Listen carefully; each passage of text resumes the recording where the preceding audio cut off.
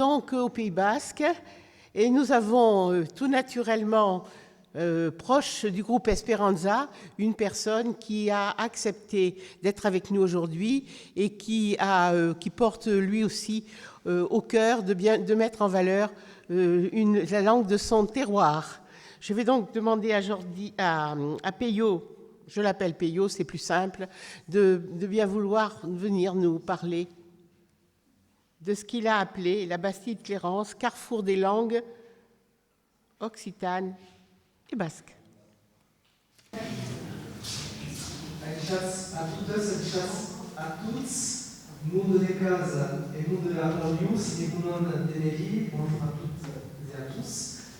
Certes, on est au Pays Basque, on est à Lure, on a un mythe de la Bastide-Clérance, où est le groupe Esperanza qui accueille localement cette journée, mais on est surtout dans une zone de contact. On est à la limite entre l'ère linguistique basque et l'ère linguistique occitane au sens très large, ou gasconne si on veut rentrer dans le détail. C'est pour ça que j'ai décidé de vous parler aussi bien du basque que de l'occitan gascon. Et juste un petit peu d'histoire, et notamment sur la Bastide-Clérance, avant de commencer. Alors, en 1887, il y a une enquête qui a été réalisée sur l'ensemble de la chaîne pyrénéenne. On a demandé, à l'occasion de l'exposition internationale de Toulouse, à tous les instituteurs publics des départements pyrénéens de répondre à un questionnaire afin de référencer les toponymes locaux, donc les noms de lieux en respectant l'idiome et la langue du cru.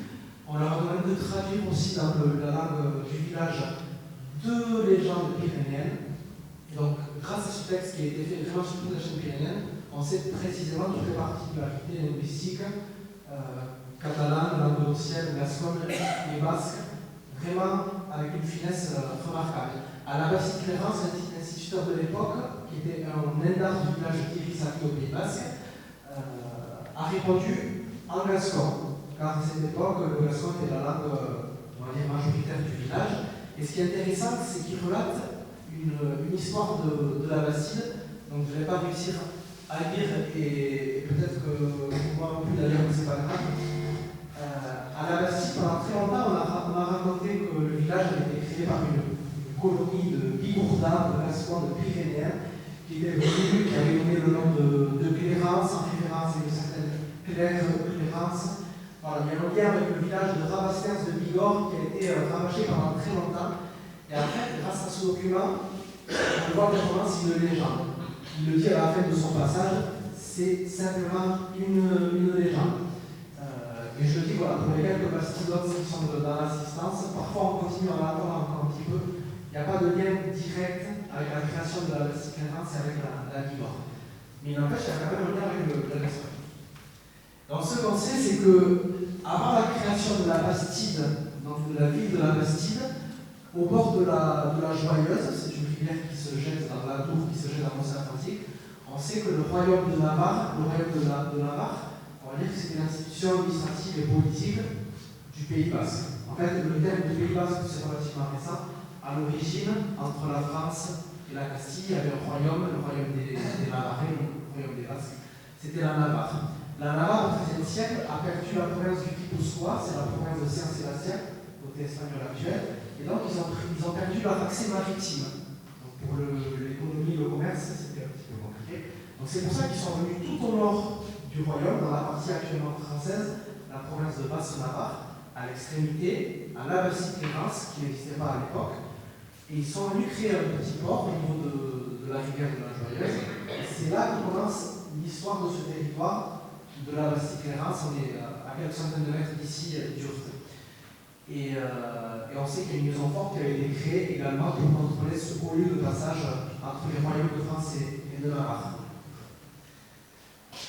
Entre 1312 et 1316, donc quelques années plus tard, là véritablement, on va venir créer une ville neuve. Une ville neuve qu'on appelle dans le sud-ouest de la France actuelle une Bastide. C'est pour ça que vous avez plusieurs communes dans le Gers, les Landes ou le Béarn qui s'appellent la Bastide de ci ou de ça. Donc ici, ça a pris 4 années, et donc vous le voyez sur la photo de gauche, de Bastide, c'est une ville neuve, avec une trame urbanistique assez assez précise. On a une rue principale, et la différence entre des bastides et des communautés qui pouvaient exister auparavant, c'est que finalement, ce n'est pas l'église qui est au centre du village. L'église, elle est ici tout en haut du village. Le centre, c'est la place du marché, la place des arceaux. Parce qu'une bastide, c'est un haut lieu pour développer le commerce et l'économie. Donc c'est une des caractéristiques. Ensuite, chacune des maisons a son jardin qui donne en façade arrière. Je ne vais pas rentrer dans tous les détails, mais c'est pour vous montrer que ça marque voilà, la création de la bastide. Comme toutes les bastides qui ont été créées au Moyen-Âge, on a fait venir des colons pour les peupler. Et ce qu'on raconte, ce qu'on dit, même si on ne peut pas trop le prouver précisément, c'est qu'on aurait 70% de Gascons qui seraient venus peupler la bastide de Clarence et 30% de Basques. On est en terre basque, mais on est vraiment à la limite. Ces pourcentages sont à prendre à la légère parce qu'en fait, on ne connaît pas l'origine des colons de la Bastide. Ce qu'on connaît, ce sont leurs noms.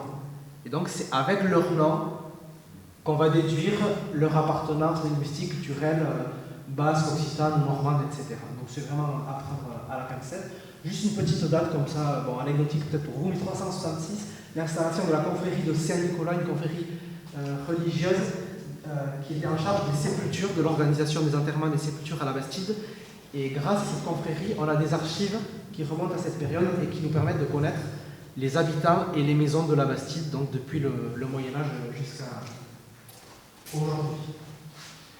Et un dernier élément historique, je ne rentre pas du tout dans tous les détails, mais marquant pour la Bastide, on a dès l'origine un passage culturel entre Basque et Gascon, et un peu plus tard, au XVIIe, au début du XVIIe, on a l'arrivée d'une communauté juive assez importante qui est venue du quartier Saint-Esprit à la ville de Bayonne et qui sont originaires du Portugal et l'Espagne, qui ont été pourchassés. Ils ont été recueillis ici par la famille de Gramont, qui était gouverneur de Bayonne, qui avait des biens par ici très proches de la Bastide, notamment à Bidache, à Périgord. C'est pour ça qu'on retrouve encore aujourd'hui des anciens lieux de culte et des anciens cimetières. À la Bastide-Clérance, du coup, c'est assez original. Il y a un cimetière catholique, toujours en usage. Et à quelques mètres, juste de l'autre côté d'un sentier, il y a un cimetière juif, qui n'est plus utilisé, mais voilà, qui montre l'importance de la communauté juive qui est restée environ à la Bastide jusqu'à la Révolution. Et donc, je vais rentrer dans le vif du sujet en parlant des langues. Donc, ici, vous avez en gros le tiers sud de la France, qu'on qualifie, pour faire simple, d'occitan. Vous avez les grandes variétés dialectales qui sont précisées. Donc, ce qu'on appelle aujourd'hui le sud-ouest de la France, entre Bordeaux, Toulouse et Bayonne, et de langue ou de dialecte gascon. Et vous avez un tout petit point jaune, je ne sais pas si vous l'apercevez. Ici. Très discret. Comme la Bastide, c'est la Bastide-Clérance. Donc, vous voyez, finalement, on est assez proche de la ligne. Donc, c'est pour ça que ça paraît logique qu'on soit dans cette zone de contact avec le basque. Et vous avez ici un gros point noir, la commune de Bienne. On est officiellement administrativement en Catalogne, dans le Val d'Aran, qui est de langue occitane, gasconne. Là-bas, il appelle l'arané, parce que ça correspond vraiment à la limite toute petite. Et donc, c'est le seul endroit de Gascogne où le gascon, l'aranais, a un statut de langue officielle ou officielle avec l'espagnol et avec le catalan. Et c'est le seul endroit où finalement l'occitan gascon demeure parlé et compris par une majorité de la population. Alors que dans la partie française, comme pour les autres dialectes occitans, on n'est pas exactement dans ces proportions-là. On parle parfois du triangle gascon. Pour parler de la Gascogne, on est entre la Garonne, l'Atlantique et les Pyrénées. Ici, vous avez une carte qui émane de la région Nouvelle-Aquitaine, qui a commandé une étude avec l'Office public de la langue occitane, qui nous permet de savoir aujourd'hui, en 2020, la proportion de personnes occitanophones au sens large sur les deux régions administratives de Nouvelle-Aquitaine et l'Occitanie. on retrouve le petit point jaune de la Bastide, qui a fait partie des points d'enquête pour connaître le taux de locuteurs. Et donc ici, si on regarde, on va dire que c'est à la louche, on n'a pas le détail commune par commune. La Bastide et les environs, Urt, la partie Bazadour entre Pays Basque et Gascogne, on est à un pourcentage de 11 à 13% de locuteurs occitanophones, gasconophones. Et donc je vous parlais du Val d'Aran ici. Vous voyez, le peu n'est pas la même, on est à des taux bien plus élevés. Dans le Languedoc, on a l'Aveyron et le. Je ne sais pas trop ce que c'est là. Si vous venez de là, on a l'Aveyron et au-dessus, je ne peux pas dire. Oui, la Lozère, c'est des territoires de ces régions où l'Occitan a conservé une vivacité un peu plus importante. Et donc vous voyez, tout en bas à gauche, au sud-ouest, vous avez une petite partie blanchâtre. C'est le Pays Basque français, le Pays Basque Nord. On est vraiment à la limite. Et donc là, ce que je vous propose, c'est de vous faire entendre un peu d'occitan gascon de la Bastide de Villérance, tel qu'il était parlé dans les années 60. Il y a une enquête, un atlas linguistique qui a été réalisé pour l'ensemble de la Gascogne, et on a eu un locuteur de la Bastide, Armand Darichon, qui a été interviewé. On avait demandé à des locuteurs de plusieurs endroits de Gascogne de traduire dans la variété locale la parabole du fils prodigue, de l'enfant prodigue. C'est surtout pour vous faire l'oreille, pour vous montrer un petit peu la sonorité. On ne va pas l'écouter en entier, mais.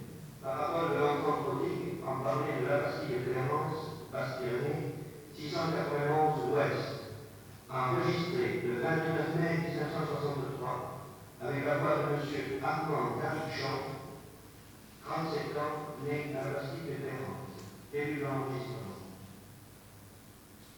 Il nomina nel padre del Figlio, l'unico delitto sul bai, che sul Matteo che seguono in est e che cae alieno. Che cavo così non ha e che potei beni. Fatta già lo posto lei e baliamo solidari adesso. Come un mi di sul bai un bullis. Che è un mascià e che sarà spinto. E après ouvrir les voies, che partaggio su lei e che non è più spazio. Concludo la presse, non lasciando se ne sarà jubilato. E mi sento fier e ci ha messo lì alla destra. Catalosà poi dell'Andes, de Vos da Rivera. Ho carte compromesse, che alle due della sorpresa e ne viene dentro.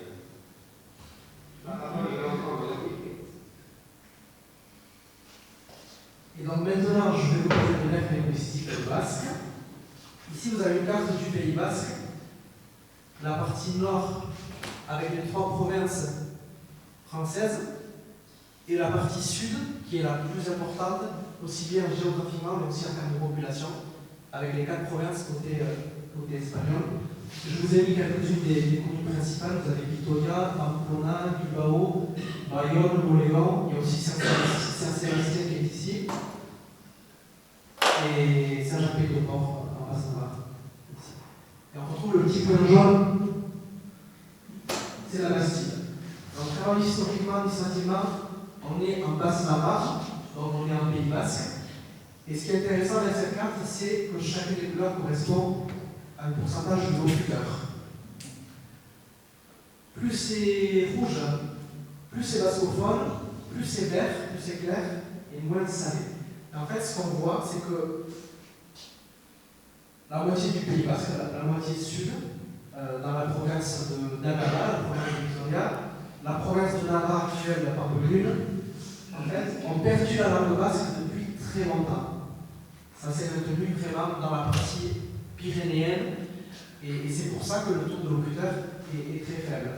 Aujourd'hui, ça tend à changer, car la langue a une co-officialité, car la langue est enseignée, transmise, donc dans les jeunes populations, on voit qu'il y a un regain. Et quand on regarde donc, la partie nord, tout en haut de la carte, le petit point jaune, c'est la Bastide. Donc vous voyez, la Bastide, le fond est vert. Donc c'est pareil que dans les communes les moins bascophones. Et pour quelle raison? Parce que je vous l'ai dit, on a aussi du gascon à la Bastide. Donc ça fait quelques siècles que le gascon a été la langue plus ou moins majoritaire de la commune, même s'il y avait aussi bien entendu des bascophones, parce qu'on est entouré aussi par des villages basques et bascophones. Et je vous ai mis des petits points violets, vous les voyez? Sur la partie haute de la carte, des petits cercles violets. En fait, ce sont des communes vraiment qui sont réputées, connues pour être bilingues, pour avoir aussi bien des occitanophones que des bascophones. Alors la Bastide, je peux le mettre en violet aussi, j'ai laissé le petit point jaune. Je vais vous faire écouter maintenant un petit peu de basque. Et là encore, du basque local.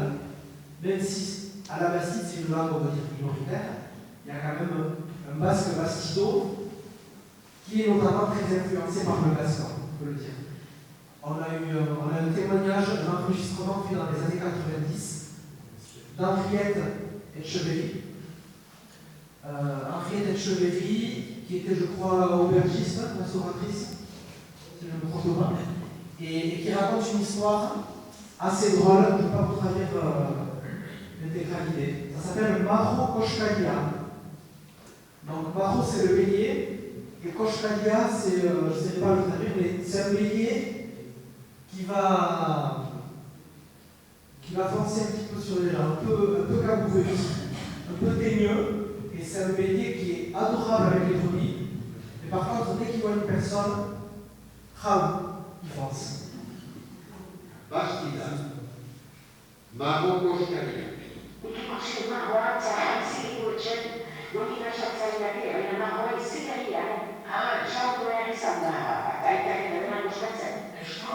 Giusto, eta jendenzako, argiendako batek, nik ikusi hori argiaren ezta pingia, amani hori, ezatik, askariaren azalaitari, eta nahua, egunetzetan, okerio, egunetzetan non ikusi itzuli,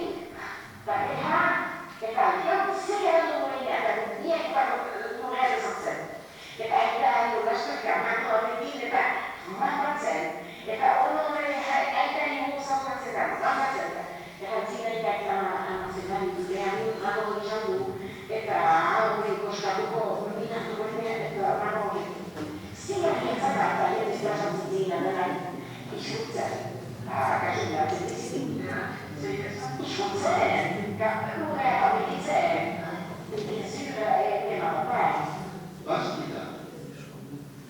alors, bon, le son n'est pas optimal. Vous avez remarqué que la dame est avec un rythme assez soutenu. Déjà, parce qu'au fond, aujourd'hui, je pense qu'il faut quand même qu'il tende de l'oreille plus d'une fois pour tout comprendre. Et bon, ce qui est intéressant, c'est que tout à l'heure, c'était de l'occitan gascon. Donc, ça veut dire que si on est plus ou moins du tiers sud de la France, ou de Catalogne, ou d'Espagne, bon, en tendant l'oreille, on peut peut-être reconnaître quelques mots, comprendre vaguement. Alors, en prenant le temps, ça va vite, le son n'est pas optimal. Par contre, le basque, c'est une langue qui n'a rien à voir. C'est pas du tout une langue qui est issue du latin. On dit que c'est une langue pré-indo-européenne, c'est-à-dire qu'elle serait antérieure aux langues présentes, on va dire, les langues issues du latin. La plupart des langues présentes aujourd'hui en Europe, dans le sud de l'Europe. Le basque était là avant.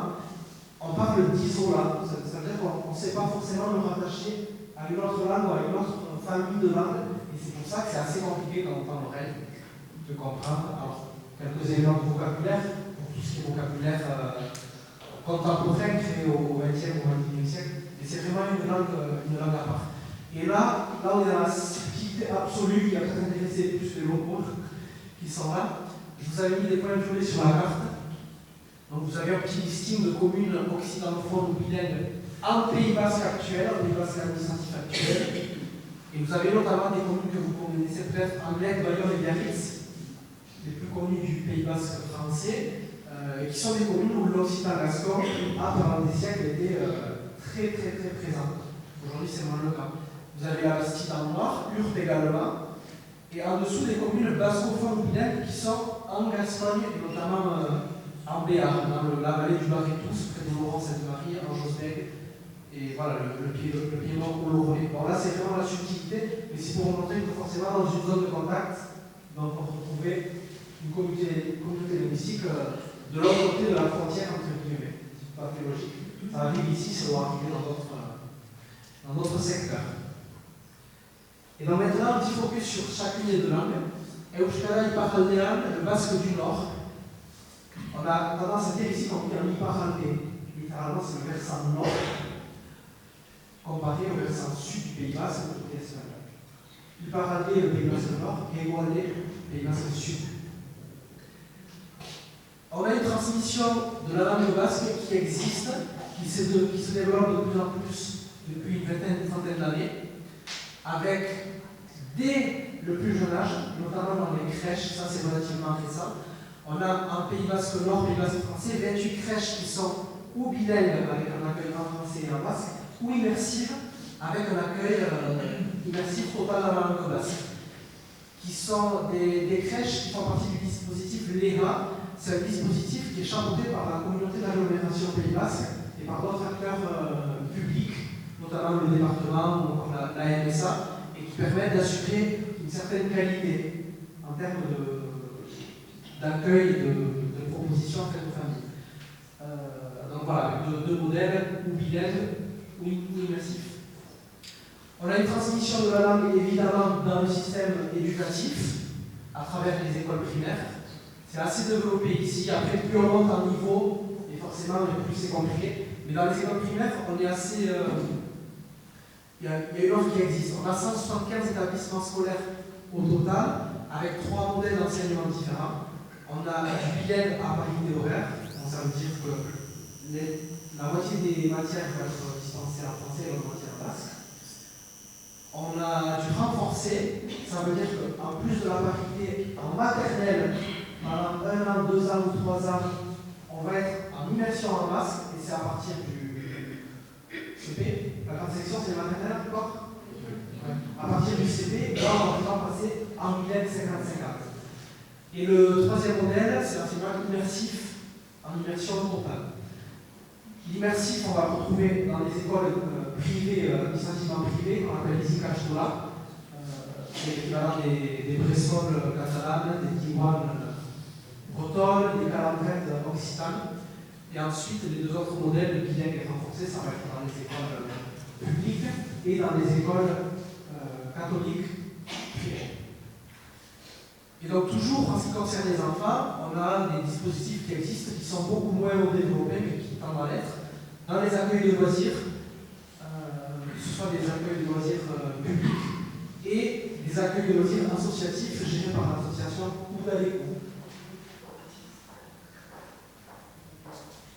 On a également une offre qui existe pour les adultes, avec des formations en cours du soir, en groupe, en individuel, en distanciel, des stages immersifs très ponctuels, avec des certifications qui permettent de certifier son niveau, et avec des financements qui permettent finalement quasiment à tout le monde d'apprendre le basque dans un cadre aussi bien personnel que professionnel. J'ai évoqué le compte personnel de formation qui permet, par certains aspects, de faire financer des formations en langue basque. On a des événements phares parce que forcément on a un tissu associatif, culturel, militant qui permet de développer l'usage de la langue basque à travers des événements importants, comme Euskara Dia ou la Korrika. La Korrika, c'est une course relais en faveur de la langue basque. Et si on évoque le penchant côté gascon, on a des équivalents qui existent, pareil, en crèche, en école primaire, en accueil de loisirs. Moi, je parle ici du Pays Basque Nord français, donc c'est sûr que la partie gasconne est minoritaire, on va dire. Donc c'est pour ça qu'on a beaucoup moins de structures qui le proposent. Mais voilà, par-ci par-là, notamment à Bidache, c'est à quelques kilomètres d'ici, à Sam et à Stem, on a une offre qui existe pour les enfants. Ce n'est pas encore le cas ni à la Bastille, ni à Lure. Bientôt un jour peut-être. Et voilà, la même chose, on a des dispositifs d'apprentissage pour les adultes qui existent à Anglette, à Bayonne, à Bidache, et des certifications dans le cadre européen de certification des langues. Pareil, on a des événements culturels majeurs. La Maya d'Amulette. Et la Passem, c'est l'équivalent de la Kofka, c'est une course relais en faveur de l'Occitane-Gascon. Et donc, pour terminer, la particularité, je ne sais pas si vous avez entendu ce mot ici, charnel. Vous avez entendu ce mot ou pas? Pas encore. On est en zone de contact, je vous ai dit, on parle ici de pays charnel, qui définit ce secteur qui est aussi bien baigné d'Occitane-Gascon que de Basque. Alors, Kezako, Charnel, Sokebaoudiz, Serramaïou, vous avez des définitions qu'on retrouve dans des dictionnaires historiques occitans au sens large. Je ne sais pas si vous voyez, mais vous voyez peut-être qu'il y a des termes de mépris, il y a du bâtard et de la bâtardise, et il y a des écervelés. Donc, ça veut dire qu'on est dans un terme très péjoratif à la base. Il y a quelques décennies, c'était vraiment péjoratif. C'était les voisins qui nous qualifiaient de charnel, parce qu'on était soi-disant d'une basse civilisation. Vous voyez, il y a un mot que j'ai mis en noir, un seul, métis, parce que c'est peut-être le plus mauvais, peut-être le plus positif. Donc c'est celui qu'on a choisi de retenir aujourd'hui. Et aujourd'hui, on se dit ici charnel dans le bon sens du terme. C'est devenu presque une marque territoriale.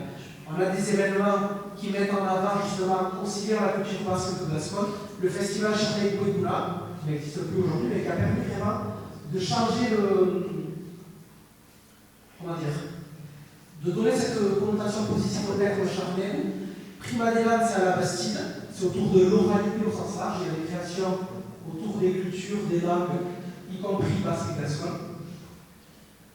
Inécha des Gachères, c'est une pastorale, un théâtre populaire qui vient de la province de Soule, la province de Montléon-Guichard, qui est du Béarn. Il y a une création spécifique qui a été faite ici à la Bastide, autour d'Inécha de Gachères, qui était une jeune née au XVIe siècle, qui a été jugée comme tant d'autres pour sorcellerie, accusée de sorcellerie. Et donc, on a raconté son histoire à travers une pastorale première mondiale, qui n'était pas uniquement en basque, comme c'est le cas de Bouginet, mais qui était en basque et en gascon. Et on a un concours littéraire depuis 2-3 ans pour les fêtes de Bayonne, qui met à l'honneur les langues occitanes, basques et françaises. C'est-à-dire qu'on peut concourir à ce concours littéraire dans la langue locale de son choix. Voilà, si vous voulez en savoir plus, vous allez sur le site de la mairie de la Bastide, celle d'Urt, et les deux sites à la fin, c'est les sites des offices publics basques et occitans, parce qu'aujourd'hui, il y a des politiques publiques qui sont menées par les départements, les communes, les régions, au sein de ces deux structures finales. Merci à toutes et tous, Eshkermila, merci, et bonne continuation pour la suite de la journée.